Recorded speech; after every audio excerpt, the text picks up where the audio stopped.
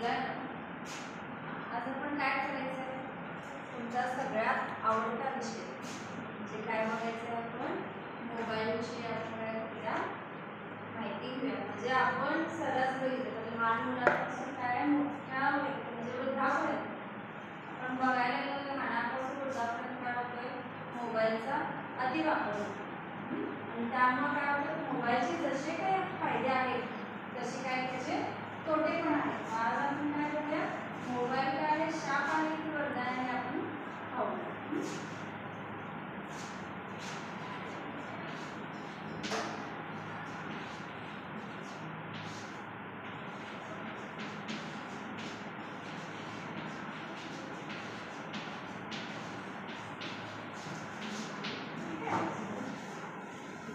आता आपण काय करूया की मोबाईलचं महत्त्व आणि त्यामध्ये पुस्तकाचं किती महत्त्व आहे, मोबाईलचं किती महत्त्व आहे, त्याचे मोबाईलचे फायदे तोटे काय आहेत आणि पुस्तकाचे पण काय फायदे तोटे आपण बघूया. त्यासाठी आपण काय करूया, दोन कॅरेक्टर तयार करूया.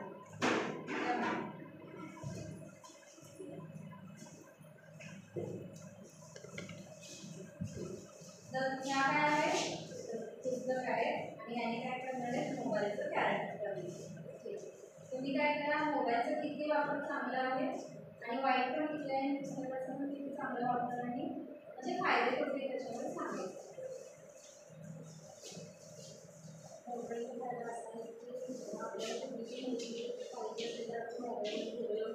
काही क्षणात छोटा असताना की मानवाने मोबाईलचा वापर जास्त करून कुटुंबातील व्यक्ती किंवा जे आपले संबंध आहे ते दूर होत झालेले आहेत. त्यामुळे छोटा असं की मुलांच्याकडे मोठ्या प्रमाणात मोबाईलचा वापर असा दिसत आहे आणि मुलांना पण आपुलकी प्रेम आहे सगळी मुलं विसरलेली आहेत. पुस्तकातून आपल्याला जास्तीत जास्त ज्ञान मिळते आणि पुस्तकाची लिहून ठेवल्यामुळे आपल्याला कधीही पण वाचता येतं.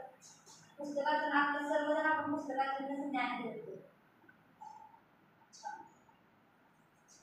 म्हणजे एकंदरीत तिथं काय विचार केला आपण की मोबाईलचा अति वापर पण चांगला नाही. म्हणजे आता जर आपण लहान मुलांना गेलो, आता आपण सध्या परिस्थिती पाहायला गेली तर मुलं काय करतात, शाळेतून जाऊन येतात आणि त्याच्यानंतर घरी आलं जेवलं की लगेच मोबाईलसाठी वाटत करतात किंवा आई वडिलांनी मोबाईल नाही दिला तर ते रडतात.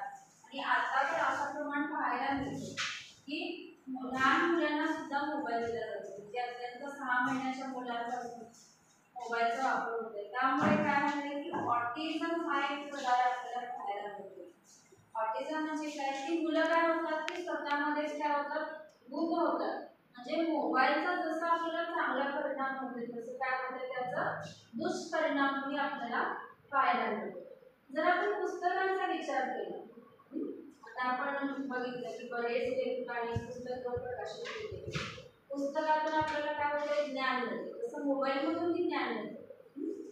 मात्र मोबाईलच्या अतिवापरामुळे डोळ्यांना त्रास होते, इजा होते. त्याच्यातून म्हणजे आपण जे चांगलेही पाहायला मिळते तसे वाईट पद्धतीने पण काही गोष्टी, हिंसाचार, दंगे किंवा वाईट मेसेजेस अशा पद्धतीचे पण आपल्याला काय मिळते, पाहायला मिळते. मात्र पुस्तकातून काय होतं, आपल्याला अनेक पद्धतीचं काय होते, ज्ञान मिळते. म्हणजे एकंदरीत पाहता की आपण बऱ्याच प्रमाणात पुस्तकं वाचून त्यातून ज्ञान मिळवणं, चांगली माहिती संग्रहित करणं हे गरजेचं आहे. मात्र मोबाईलमुळे तसं आपल्याला पाहावयास मिळत नाही. मोबाईलचा अति वापर केल्यामुळे काय होतं, त्याचे दुष्परिणाम आपल्याला पाहायला मिळतात.